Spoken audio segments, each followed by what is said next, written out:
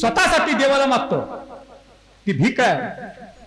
स्वतःसाठी देवाला जो मागतो ती भीक, आपल्या कुटुंबासाठी देवापुढे हात पसरतो ही भिक्षा, आणि जगासाठी मागतो ते पसायदान. हे पसायदान आहे. आपलं कधी पोटच भरत नाही. मशानाचं पोट कधी भरतं का? कधी भरत नाही. समुद्राचं पोट कधी भरतं का? कधीच भरत नाही. किती पाऊस पडू द्या समुद्राचं पोट भरत नाही. मशानामध्ये कितीही रोज पुढे येऊ द्या मशानाचं पोट भरत नाही. शेळीचं किती खाऊ घाला, जैसे शेळीचे चरणे, शेळीला किती खाऊ घाला पोट भरत नाही. तसं माणसाला किती असू द्या समाधानच नाही. हायवेला ट्रक होता, त्या हायवेला ट्रक आहे, त्या ट्रकाचा तांदळाचा पोत आहे, ते तांदळाचं पोत हायवेला पडलं, त्या तांदळाचं पोत फुटलं, त्याच्यात दाणे काही पडले. एक मुंगी आली, एक मुंगीनं तो दाना उचलला, मुंगी निघून गेली. एक गाय आली, 2-3 किलो तांदूळ खाल्ला, गाय निघून गेली. माणूस आला, पोत उचललं, घरी घेऊन गेला. समाधान. पण आमचे तुकोबर आहे समाधान. समाधान का? सावध झालो हरिचालो जागरणा. तुकोबरा सावध झाले. तुकोबराला यत्ता सांग ब्रह्मज्ञानाची प्राप्ती झाली आहे. अरे जगात खरा कशात आनंद आहे. महाराजाला त्याची प्राप्ती झालेली आहे. कितीही प्रपंचामध्ये करा माणसाला समाधान प्राप्त नाहीच. समाधान नाहीच. या वृत्तीवरती तुकोबरा गेले. कोणत्या वृत्तीवर?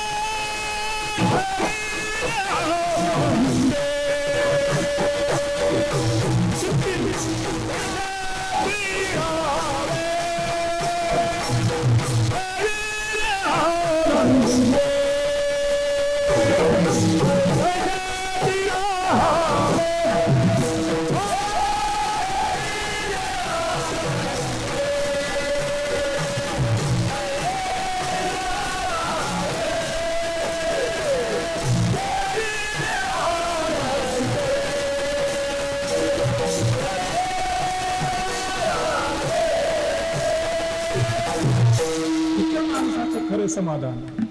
ठेविले अनंते तैशीची रावे चित्त्यासो द्यावे समाधान. चित्ताची समाधान अवस्था हेच खरं सुख आहे. समाधान म्हणजे काय? जे आपल्या कर्मानं देवांना सुख आणि दुःख आपलं कर्म देतो. देव काही देत नाही. जे आपलं पाठीमागचं कर्म असेल, कर्म आपलं पाठीमागचं कर्म सुख आणि दुःख देतं. भोगतो नगडे संचिता वाचोनी. आत्ता प्रतिकूल अवस्था का? पाठीमागचं संचित कर्म. आणि अनुकूल अवस्था का? पाठीमागचंच कर्म. मग जसं आपलं त्या 7वीनं 5वीला एखादी स्त्री बाळांतीन होते. बाळांतीन झाली, बाळाची 5वी करतात. मध्यरात्री एक 6वी येते आणि येताना लॅपटॉप घेऊन होतो. टाक टाक टाक टाक पासवर्ड टाकतो. लॅपटॉपला पासवर्ड टाकते आणि तो डाटा ओपन होतो. आणि समोर डाटा, त्याचा बायोडाटा नव्हे, बायोडाटा नव्हे, त्याचा कर्माचा डाटा. कोणतं कर्म? पाठीमागचं. ह्यांनी पाठीमाग संचितामध्ये पाठीमागच्या जन्मात किती पाप आहे आणि किती पुण्य आहे ते पाहते आणि त्याचं गणित करते. मग ह्याला आयुष्यामध्ये किती सुख द्यायचं आणि किती दुःख द्यायचं हे कोण ठरवतं? 7वी ठरवतं. आणि एकदा कॅल्क्युलेशन करून एकदा फायनल झालं, शिक्काच मारते. शिक्का कुठं? त्या बाळाच्या कपाळावरती शिक्का मारते. कोणता? भाजपचा का काँग्रेसचा? कोणत्या पक्षाचा नाही, कोणत्या पक्षाचा नाही, त्याच्या बाळाचा कर्माचा शिक्का. कुठं? म्हणजे आपलं कर्म कुठे आहे? इथं. आपलं नशीब कुठे? इथं. संचित कुठे? इथं. प्रारब्ध कुठे? इथं. कर्म कुठे? इथं. दैव कुठे? इथं. म्हणून तुकोबरा म्हणतात पा, तुम्ही जिथं जाल जेथे जाल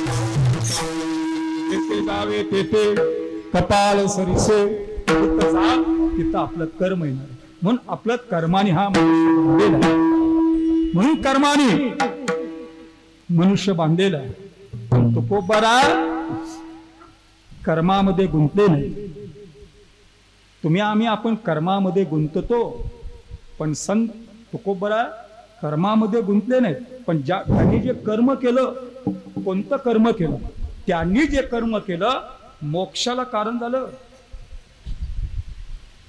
मोक्षाला कर्म करतात पण त्या कर्माची आसक्ती ठेवली नाही तुकाराम महाराजांनी गीता असं सांगते नचमांतानि कर्माणि निबंधन्ति धनंजय उदासीन वदासीन मसक्तम तेषु कर्मसु गीता असं सांगते तुकोबरा कर्माच्या बंधनातनं मुक्त झाले होते संसार बंधनातनं मुक्त काळाच्या बंधनातनं मुक्त आणि भ्रम या बंधनातनं मुक्त शास्त्रामध्ये 4 बंधन आहेत कर्माचं बंधन संसार बंधन काळाचं बंधन आणि भ्रम बंधन भ्रम कोणता भ्रम आहे माणसाला भ्रम काय देहाला सत्य समजतो देह सत्य नाही संसार सत्य नाही जग सत्य नाही आपली जी आहेत ना नाती ती पण सत्य नाही ना ती जी आपली नाही ती कायमचा संबंध नाही नाती कायमचा संबंध नाही जोपर्यंत देहात प्राण तोपर्यंत संबंध बस पुन्हा नाही मशानापर्यंत संबंध मशानाच्या पलीकडे काही संबंध नाही एकटा आला अर्जुन क्यों व्यर्थ चिंता करते हो अर्जुन क्या लेकर तू आया था क्या लेकर तू जाएगा क्यों व्यर्थ चिंता करते हो जो है वही में समाधान मानो व्यर्थ चिंता मत करो तू अकेला आया था अकेला तू जाएगा असा बोध देतात अर्जुनाला भगवान श्रीकृष्ण ही आपली नाती कायमची नाहीत मग आपला कायमचा संबंध कोणाशी आहे पांडुरंगा येवो पांडुरंगा जीवाचा जीवलग येवो पांडुरंगा आपला कायमचा जिवंत त्या पंढरपूरच्या पांडुरंगाशी आहे आपल्या नाताशी नाही नात्याशी नाही मग नामदेवरा म्हणतात पा नामदेवरा तुकाराम महाराजांच्या समोर सर्व संत आहेत ज्ञानेश्वर महाराज समोर निळोबराय नामदेवराय समोर एकनाथ महाराज समोर जास्ती अभ्यास तुकाराम महाराजाला, ग्रंथ भांडार संत तुकाराम महाराजाला, रामायण, महाभारत, उपनिषद, वेद, 18 पुराण आणि सगळं संत वाङ्मय तुकाराम महाराजांच्या समोर आहे. आणि तुकाराम महाराज नामदेवराव काय म्हणतात? नामदेवराव म्हणतात, नामदेवराव ही आपली नाती, आपण नाती जे म्हणतो ना, ही नाती कशी आहेत? ही नाती कशी आहेत?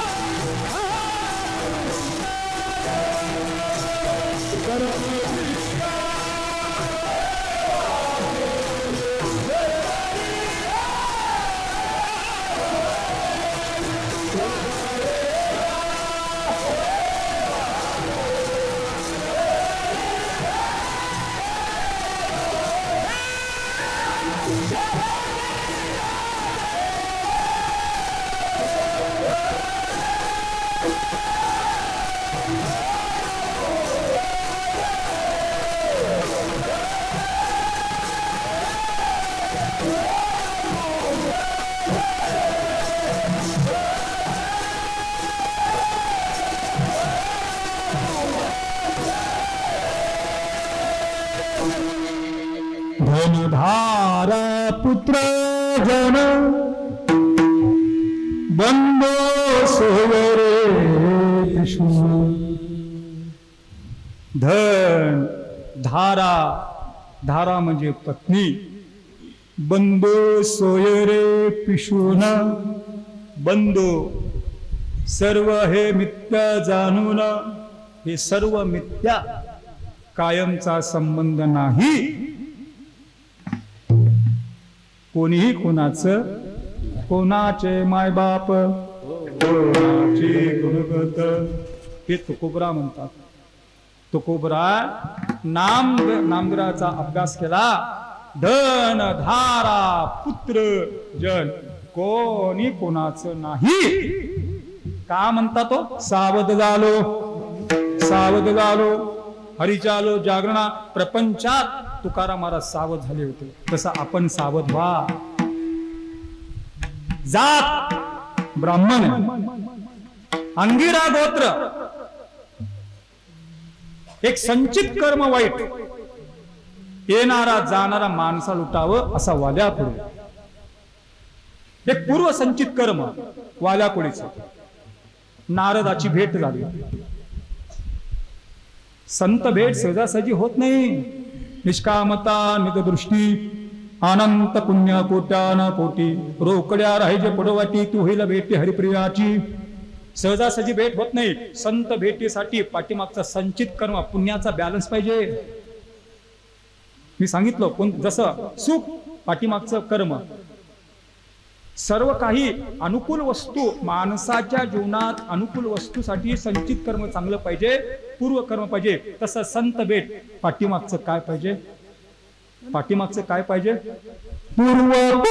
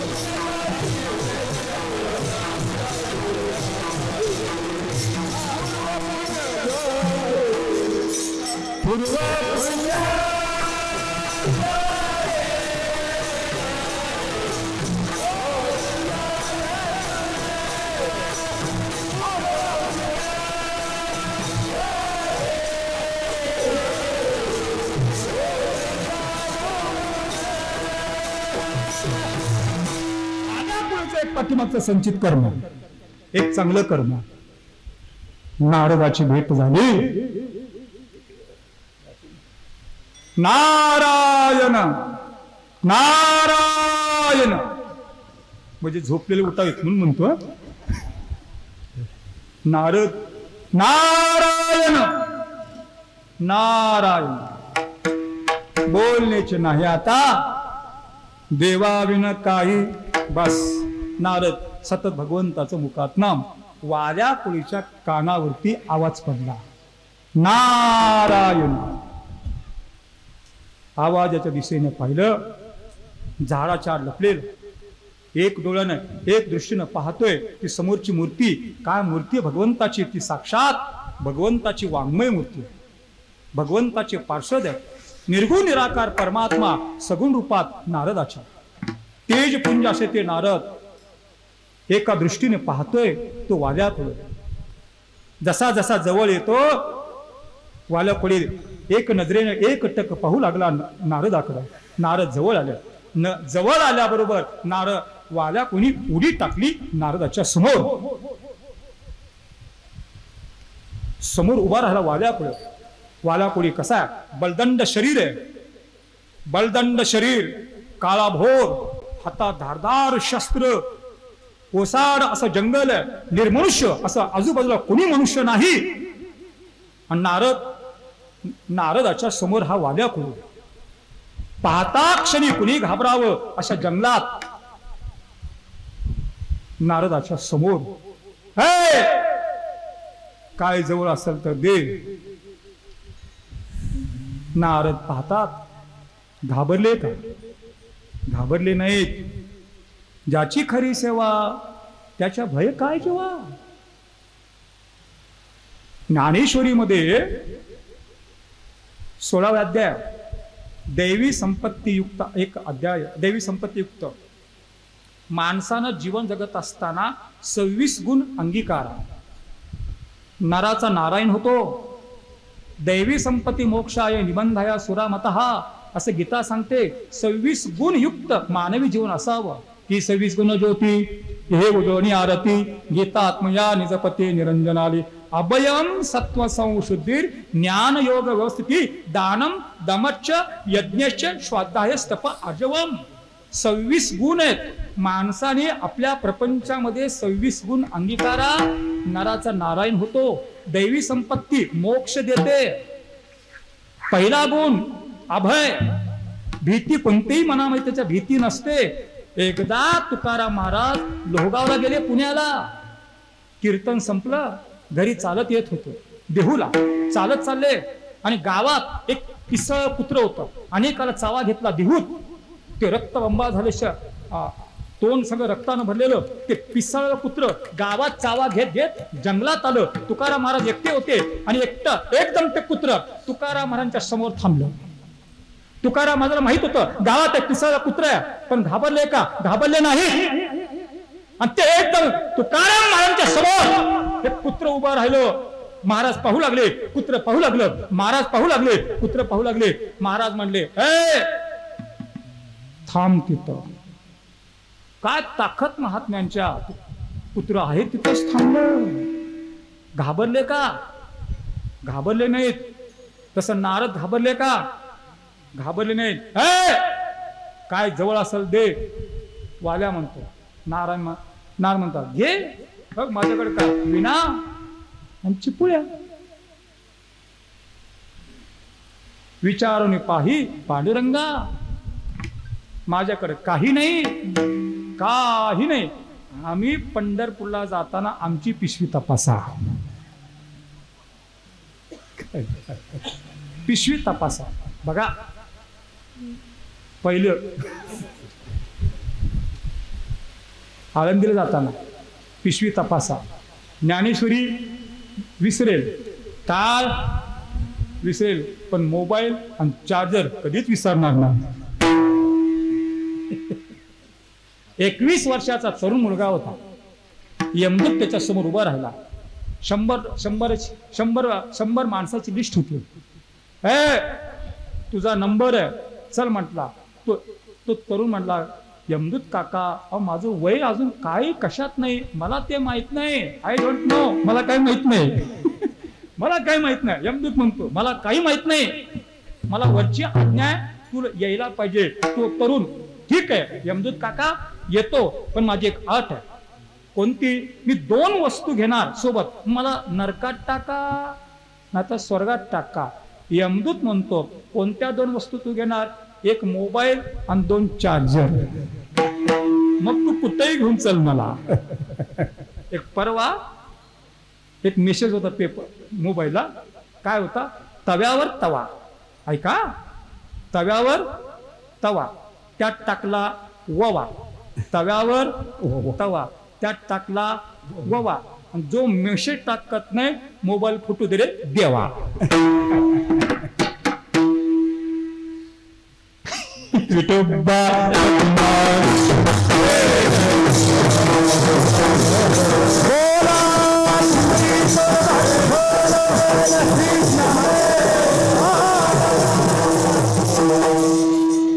घाबरले नाहीत वाल. घे माझ्याकडे विणा आणि चिपळ्या, काही नाही. मी काय करू, मी काय करू, मला ते नको. नारद म्हणतात वाल्या अरे हे शरीर सहजासहजी मिळत नाही. ये लोकीचा देह देव इच्छिता ते पाहे. स्वर्गातले देव देहात इच्छा करतात. तुला मानवी देह मिळाला, जीवनाचं सार्थक कर. आयुष्याच्या साधने सच्चिदानंद पदवी घेणे. याची घडी याची घडी देही देवाचे भजन. अनेक ज्ञान नाही कुठे. हे वाल्या अरे या देहात तुला मोक्ष कुणासाठी करतो? मी घरच्यासाठी करतो. जा विचारून ये. तू जे पाप करतो तुझ्या घरचे सामील आहेत का विचारून ये. वाल्याला पटलं मी कुटुंबासाठी एवढं पाप करतो, माझ्या घरचे सामील आहेत का विचारावं. थांबा, जाऊ नका. जात नाही वाल्या, विचारून ये. आणि वाल्या कोणी घरी आला, वडिलाला विचारलं बाबा एक विचारू का? विचार म्हणतो. बाबा मी रोज जंगलामध्ये जातो, मनुष्याचा प्राण घेतो, त्यांचं धन लुटतो आणि आपलं संसारातलं तुमचं सगळ्याचं मी उदरनिर्वाह करतो. एक महात्मा भेटलाय, तो म्हणतो तुमच्या पापात सामील आहे का विचारून ये. मग तुम्ही माझ्या पापात सामील आहे ना? ऐका, बाजूला आई उभा, बाजूला वडील उभा आहेत. वडील काय म्हणतात? ए रत्नाकर, नाव रत्नाकर, पूर्व नाव रत्नाकर. रत्नाकर आम्ही तुला जन्म दिला, तुला मोठं केलं, तुझं संगोपन केलं, तुझं लग्न झालं, तुझ्या स्वतःच्या पायावरती उभा राहिला. जोपर्यंत स्वतः कमवत नाही तोपर्यंत आमचं कर्तव्य तुझं संगोपन करणं. आता आमचा आयुष्याचा उद्धार दे. पूर्वात संपला. हे रत्नाकर अरे 4 दिवस आमचे, आता किती दिवसाचं आयुष्य आहे आमचं, आता आयुष्याचा उद्धार दे, उत्तर दे. आता आमचं कर्तव्य संपलं, आता आम्हाला मरेपर्यंत तुझं कर्तव्य आम्हाला सांभाळणं. आता तुझं कर्तव्य करत असताना आम्हाला देणं नाही घेणं नाही. पहिला धक्का वाल्या कोळीला. विश्वास बसे ना. स्वतःची आई स्वतःचे वडील पापात सामील नाही. धक्का बसला, पायाखालची माती सरकली. विश्वास बसे ना. अरे वडील आई आपल्या पापात सामील नाही. विश्वास बसे ना. धीर गंभीर झाला आणि जड पावलाने आपल्या मुलाकडे गेला. बाळ एक विचारू. विचारा बाबा, तुझ्या शिक्षणासाठी, तुझ्या संगोपनासाठी माझ्या हातून पाप घडतंय. एक महात्मा म्हणतो, मग तू माझ्या पापात सामील आहेस ना? मुलाचं उत्तर, ऐका बाबा, आम्ही मोठं होईपर्यंत, स्वतः कमावूपर्यंत तुम्हाला आम्हाला संगोपन करणं हे तुमचं कर्तव्य आहे. आणि एकदा आम्ही स्वतः कमवत झालो, तुमचं वय झालं की आमचं कर्तव्य काय तुम्हाला सांभाळणं. आत्ता कर्तव्य करण्याची वेळ ही तुमची आहे, आमची नाही. मग तुमचं कर्तव्य करत असताना तर पाप करत असाल त्याच्यामध्ये सामील नाही. हा दुसरा धक्का, दुसरा धक्का. पायाखालची माती सरकली, डोळ्यात पाणी लागलं वाल्या कोळीचं. कंठ दाटून आला, काही सुचना वाल्या कोळीला. आता एक राहिली होती आपली स्वतःची पत्नी. तिच्यावरती वाल्या कोळीचा विश्वास आहे, कदाचित माझ्या पापात माझी धर्मपत्नी एखाद्या वेळी होकार देईल. या आशेनं पत्नीकडे गेला वाल्या कोळी. समोर पत्नी होती. विचारू का? तो कंठ दाटून आलेला, डबडबलेले डोळे, धीर गंभीर, निस्तेज, वैफल्यग्रस्त अवस्था झालेली, शब्द फुटेना. मुलाने नकार दिला, आईने नकार दिला, वडिलांनी नकार दिला. आता फक्त एक आशा आपल्या स्वतःच्या पत्नीवरती. एक विचारू? विचारा. शब्द बाहेर फुटेनात वाल्या कोळीचे. कंठ दाटून आला. एक क्षणभर डोळे झाकले, स्वतःला सावरलं. आज एक जंगलात एक महात्मा भेटला. एक महात्मा म्हणतो, तू हे कुटुंबासाठी जर करत असेल, तुझ्या हातून पाप घडतंय, आणि जर पाप घडतंय मग तुझे कुटुंब या पापात सामील असेल आहेत का विचारून ये. जर असेल तर खुशाल तू कर. माझ्या वडिलांना नकार दिला, माझ्या आईनं नकार दिला, माझ्या मुलांना नकार दिला. माझा विश्वास आहे तुझ्यावरती, तू माझ्या पापात सामील आहेस. पत्नी काय म्हणतो? ऐका धनी, रोज सकाळी तुम्ही तुमच्या कामाला जाता, सगळा दिवसभर काम करतो, तुमच्या मुलाला, तुमच्या आईला, तुमच्या वडिलाला सांभाळते. पुन्हा संध्याकाळी तुम्ही येता, सर्वांसाठी स्वयंपाक करते, सर्वांचं काम करते, आणि सगळी घरातलं कामं झाली, सर्व घरातली कामं झाली, मी मंदिरात कीर्तनासाठी जाते. बघा, वाल्या कोळीची पत्नी कीर्तनासाठी रोज. आणि त्या कीर्तनामध्ये असं ऐकलं, आता तो श्लोक आहे, श्लोक मला पाठ नाही. जर पत्नीनं पुण्य केलं, जर एखादा पत्नीनं पुण्य केलं, त्यात पतीचा वाटा नाही. जर पत्नीनं पाप केलं, 50% वाटा पतीचा. जर पतीनं पुण्य केलं,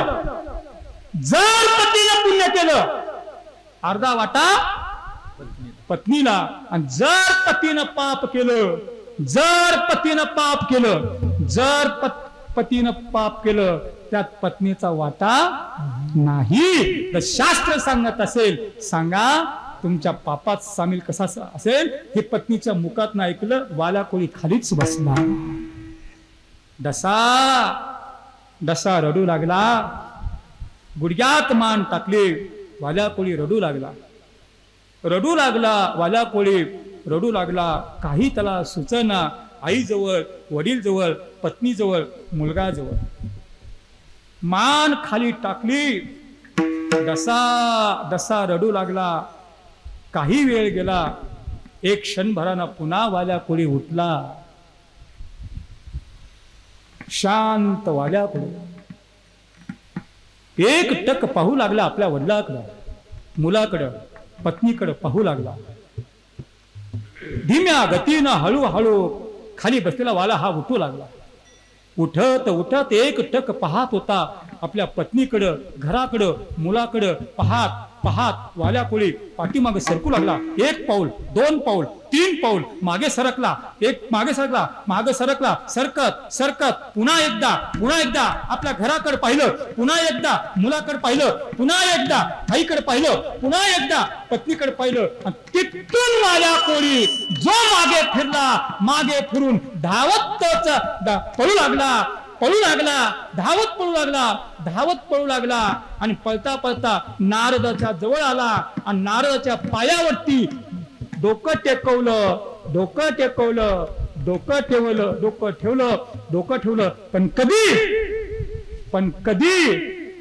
पण कधी सावध झालो. मग वाल्या कोणी प्रपंचात सावध झाला आणि मग नारदाला शरण गेला. तसं आपण सुद्धा प्रपंचात वाल्या कोणी जसा सावध झाला तसं सावध झालो. हरी चालो जगना विठोबा.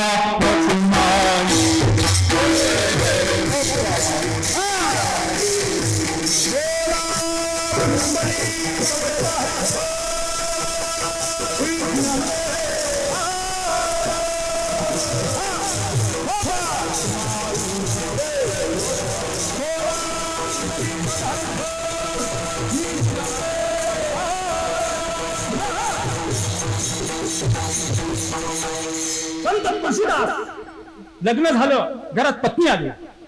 पत्नी आल्यापासून तुळशीदास घराच्या बाहेर जाईना. आई पाहू लागली तुळशीदास कुठं कामावरती जाईना, सारखं पत्नीच्या पाठीमागं. पत्नीला पण एवढी निकटता आवडेना. एक दिवस पत्नीच्या माहेरून एक निरोप आला, लवकर या, तुमच्या वडिलाला बरं नाही, लवकर पाठवा. सासूबाईनं तुळशीदासाच्या आईनं जा लवकर, रत्नावली जा लवकर, जर तुळशीदास घरात आला तुला पाठवणार नाही. तुळशीदासाची पत्नी माहेरी गेली आणि तुळशीदास घरी आल्या. पाहतात पत्नी कुठं नाही, पत्नी कुठं दिसे ना. आईला विचारलं पत्नी कुठे? गेली माहेरी. का? वडिलाला बरं नाही. मला न सांगता सैराबर झाली तुळशीदास. आई मला न सांगता कशी गेली, मला न सांगता कशी गेली, मी जीव कसं जीव. सैराभर झाले, इकडून तिकडे घरात सारखं इकडे तिकडे. मनाची अस्थिरता, मनाची चंचल अवस्था. रात्र झाली, जेवले नाहीत. मध्यरात्री झाली, झोप लागेना. सारखं डोळ्यापुढं पत्नी. आणि मध्यरात्री तुळशीदास उठले. घराचा दरवाजा उघडल्याबरोबर धो पाऊस पडतोय, विजा चमकतात, सुसाटाचा वारा. आणि अशा पावसामध्ये तुळशीदास घराच्या बाहेर पडले. भर पावसात आईला सांगितलं नाही, दरवाजा उघडा. आणि तसा धावत निघाले तुळशीदास. एक नदी आहे, नदीच्या पलीकडे पत्नीचं घर आहे. नदी आहे, नदीला पूर आला होता. धो पाऊस पडतोय, पाणी सुसाट पाणी वाहतंय, जोरात पाणी वाहतंय. आणि तिथं नदीच्या कडेला तुळशीदास थांबले. त्या पुरामध्ये एक मेलेला माणूस एक वाहत येत होता. मागच्या पाठीमागच्या गावात एक माणूस मेलेला त्या पुरात पडून मृत्यू झाला. आणि त्याचं शरीर, त्याचं धड वाहत येत होतं. आणि जिथं तुळशीदास थांबले होते तिथं येऊन त्याच्या पायावर थांबलं. त्याच्याकडे पाहत तुळशीदास पाहत होते. पाहत म्हणतात, वा, का माझ्या पत्नीचं प्रेम नदीच्या पलीकडे येण्यासाठी माझ्या पत्नीनं पाठवलं. बसले त्याच्यावरती, नदीच्या पलीकडे आले. नदीच्या पलीकडे घर आहे, 2 मजली घर आहे. दुसऱ्या मजल्यावरती एक खिडकी आहे. त्या खिडकीमध्ये एक स्त्रीची छाया दिसत होती. ती छाया कोणाची? पाहिलं, माझ्याच पत्नीची. एका त्या घराच्या बाजूला एक मोठं वडाचं झाड आहे. आणि त्या झाडाला एक पुरामध्ये एक साप लोंबकळत होता. 10 फुटाचा एक साप लोंबकळत होता. त्या सापाकडे पाहिलं, खिडकीकडे पाहिलं. म्हणतात, का माझ्या पत्नीचं प्रेम आहे, वर्तीण्यासाठी दोर खाली सोडला. सापाला दोरखंड का? दृष्टीत पत्नी, विचारात पत्नी, डोळ्यामध्ये फक्त पत्नी होती. काही दिसत नव्हतं. म्हणून त्या सापाला धरून वरती चढले. खिडकी उघडली, उडी टाकली आणि एकदम पत्नीच्या समोर पत्नीच्या उभा पाहतच राहिली पत्नी. तुळशीदास खिडकी वाटे धावत गेला खिडकीजवळ. बाहेर पाहिलं, वरती पाहिलं, पाऊस, झाडाकडे पाहिलं, साप. नदीकडे पाहिलं, पूर, नदीच्या कडेला एक माणूस मेलेला, सर्व प्रकार कळला, समोर आल्या तुळशीदास. कशासाठी हे, कशासाठी? माझ्यासाठी. तुळशीदास, अशा रूपामध्ये काय माझ्या? हे रूप काही दिवसापुरतं, गुंतू नका माझ्यात. तुमच्या हृदयामध्ये माझं रूप साठवू नका. तुळशीदास, हे शरीर काही दिवसापुरतं आणि शरीरात हे आगावे, हे नाशिवंत स्वभावे, मनावे परिधुंजावे कुंडकुंबरा. नाशिवंत देह जाणार सकल, आयुष्य खातो काल सावधान. तुळशीदास, हे शरीर माझं काही दिवसापुरतं, साठवू नका. तुमच्या डोळ्यात हे रूप साठवू नका, राम प्रभूचं रूप साठवा. तुळशीदास, डोळे झाका. पत्नीने सांगितल्याबरोबर तुळशीदासाने डोळे झाकले. तुळशीदास, राम मूर्ती डोळ्यापुढे घ्या. ते रामाचं रूप का भा? घनश्याम मूर्ती नीलवर्ण गाबा, कैवल्याची शोभा शोभे बहु. ती घनश्याम मूर्ती. तुळशीदास, डोळे झाका. ती मूर्ती समोरची कशी आहे? श्रीया श्रीया विठोबा कुमार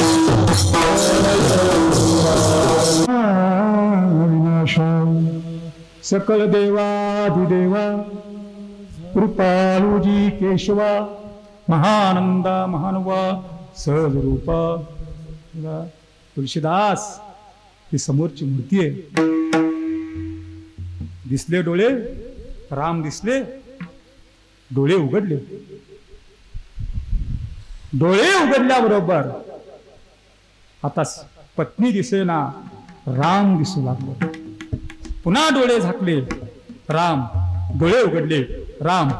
ते पत्नीकडे पाहत पाहत तुळशीदास दरवाजाकडे दिशे जाऊ लागले.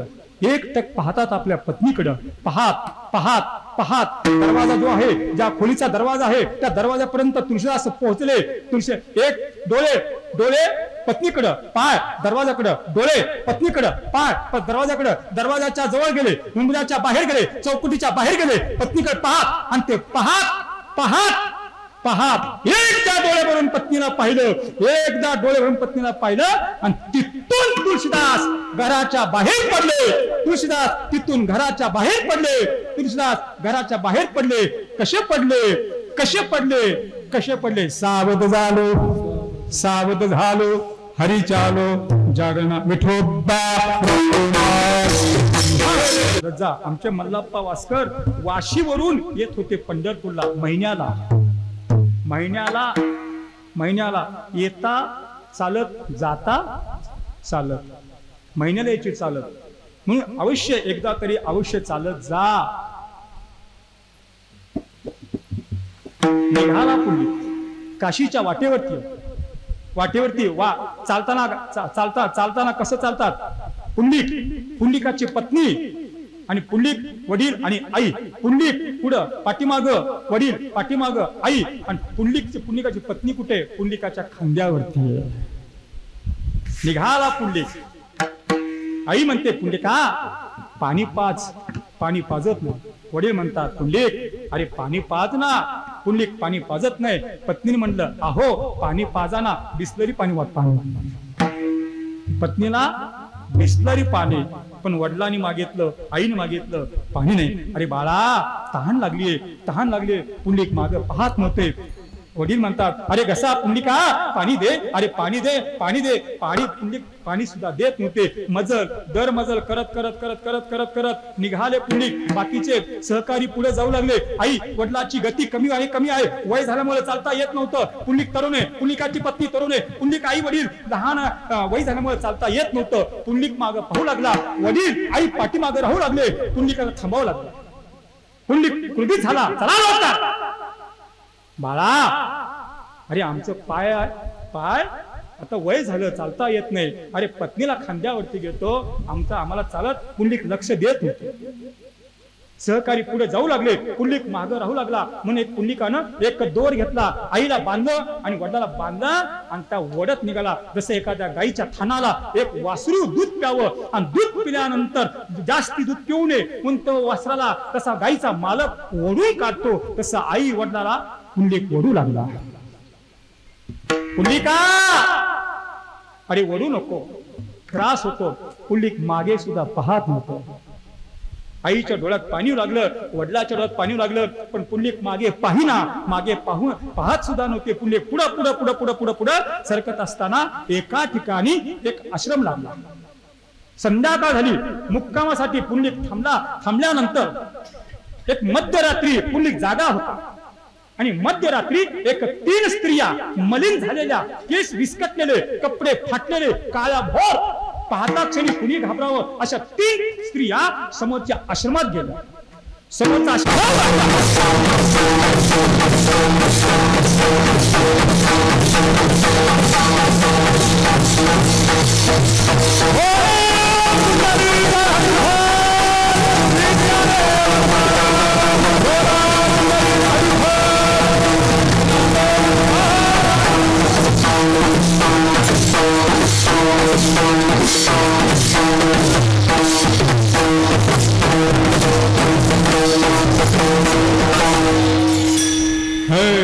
कीर्तनात देव नाचतो, देव नाचतो, देव नाचतो. आमचे मूळ पुरुष मल्लाप्पा, त्यांचे नातू तुकोबांना त्यांच्या कीर्तनात प्रत्यक्ष वस्त्रहरणाचा प्रसंग घडला. ते आता सांगत नाही, परत कधी योगाला सांगतो.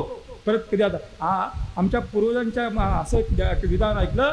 पूर्वी वास्कर फडावरती दिवसभर कीर्तन चालायचे आणि त्या कीर्तनकाराच्या पाठीमागं देव छत्री घेऊन उभा राहायचा. कीर्तन करायला ऊन लागतंय, पण देव छत्री धरायचा.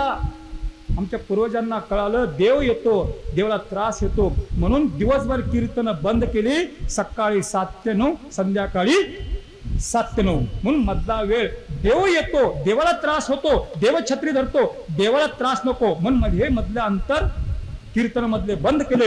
वारीच्या टायमाला सकाळी 7 ते 9, संध्याकाळी 7 ते 9 असा हा वैष्णवाचा अधिकार आहे. म्हणून आपण सुद्धा कधीही वैष्णवाच्या संगतीत परमार्थ करा. वैष्णव हा साक्षात विष्णूचं स्वरूप आहे आणि वैष्णवाच्या संगतीत गेलं की आपलंही कल्याण होतं. म्हणून तुकोबरा म्हणतात, जेथे वैष्णवांचा भार जय जयकार गरज तसे. म्हणून जसे तुकोबरा सावध झाले तसं आपण सुद्धा आता तरी पुढे हा उपदेश नका करू नाश आयुष्याचा. म्हणून थोडासा विचार करा. गेलेली वेळ परत कधी येत नाही, गेलेली वेळ परत कधी येत नाही. माणसाचं आयुष्य काही सांगता येत नाही, क्षणभंगुर नाही भरवसा. म्हणून आत्ताच सावध व्हा, सावध व्हा, सावध व्हा. थोडस विचार करा. आयुष्य जात आहे पा, काळ जपतसे महा, स्वहिताचा घोर व्हा, ध्यानी रहा. काळ कधी येईल काही सांगता येत नाही, कुठे येईल काही सांगता येत नाही. म्हणून आता थोडा विचार करा. एक तर अल्पायुष्य मानव देह. फक्त एक सांगतो, 7चा पाडा काय शिकवतो जगाला. 7चा पाडा 1 मिनिट फक्त घेतो, शेवा संपवतो. 7 1 7 2 7 3 7 4 7 5 7 6 7 7 7 8 बोला की 7 9 7 10 माणसाचं आयुष्य. हा आता बघा, लक्ष द्या काय बोध येतो. 7 1 7 बालपण, 7 2 मोठा झाला, 7 3 लग्न झालं, 7 4 मुलं बाळ, 7 5 सुखी संसार, 7 6 गंभीरता, 7 7 म्हातारची लक्षणं, 7 9 किती झाले, 7 8 56 रिटायरमेंट व्यवस्था, 7 9 63 परिपूर्ण जीवन आणि 7 10 संपला. जर 70च्या पुढे जायचं असेल मग रामदेव बाबाची संगत करा. एक सासू आठवलं सांगतो, एक सासू घराच्या बाहेर घराच्या आत येते, घराच्या बाहेर जायची. सकाळ रामप्रहरी घराच्या आत घराच्या बाहेर. एक समोर एक स्त्री उभा होती. हे काय चाललंय तुझं? म्हणजे हळू बोल. म्हणजे का? माझी सून योगा करते. सासू सुनेवरती खूप प्रेम करत होती. ती बहुतेक सासू शेळव्याची होती का म्हणून. शेळव्याच्या सासूबाई खूप प्रेम करतात सुनेवरती. हळू बोल. का? माझी सून योगा करते. आणि ते रामदेव बाबा काय म्हणतो? सास को अंदर लेना, सास को बाहेर छोडना. सास को अंदर लेना, सास को बाहेर छोडना. मग मी तिची सासू आहे, घराच्या बाहेर जाते, घराच्या आत जाते. म्हणून मला 70च्या पलीकडे जायचं असेल, 70च्या पलीकडे जायचं असेल, मग योगासनं करा, प्राणायाम करा, आहार चांगला ठेवा. ही सगळी जी हे योगासनं, आसनं, हे प्राणायाम, हे आयुर्वेद शास्त्र काय सांगतं? आता थोडासा वेळ होतोय, परत कधी सांगतो. फक्त 2 मिनिटांमध्ये सांगतो. माणूस येताना आयुष्य कसा घेतो आयुर्वेद शास्त्र असं सांगतं. एका विद्वानाच्या मुखात ऐकला, जन्माला येताना श्वास घेऊन येतो म्हणे. आता समजा एखाद्या माणसाचा जन्म झाला, मग हा किती श्वास घेऊन आला? समजा 1 कोटी, 2 कोटी, 3 कोटी. आणि जोपर्यंत 3 कोटी श्वास संपत नाही तोपर्यंत तो जगतो. आणि 3 कोटी एकदा श्वास संपले, आयुष्य संपलं. मग आता आपल्याला श्वास सेव करायचे आहेत. म्हणजे आपल्याला कमीत कमी म्हणजे श्वास आपल्याला जास्त होऊ द्यायची नाहीत. मग आता श्वास जर आपल्याला अधिक पाहिजे असेल, मग प्राणायाम करा. प्राणायाम केला की श्वास थांबतो. जेवढा वेळ तुम्ही श्वास थांबवाल तेवढा श्वास आयुष्य वाढलं. म्हणजे तेवढं पुढचं 3 कोटीतले श्वास बचत झाली. पण जास्ती बी करू नका. जास्ती बी श्वास रोखून धरू नका, मर्यादेत ठेवा. म्हणून तुकोबरा इथं म्हणतात, आयुष्य पुढे सरकत आहे. संत चरणी बावधरा, क्षमा नामस्मरा, मुक्ती सायुतवरा ह्याची करा बापानो. म्हणून तुकोबरा जसे सावध झाले तसं आपण सावध व्हा. तुकोबरा काय म्हणतात? सावध झालो हरी चालो जागरणा. जेथे वैष्णवांचा भार जय जयकार गरजतसे. पळवनिया गेली झोप होते पापाडते. तुका म्हणे तया ठाया ओल छाया कृपेची. जेथे वैष्णवांचा भार गरजतसे. कोण?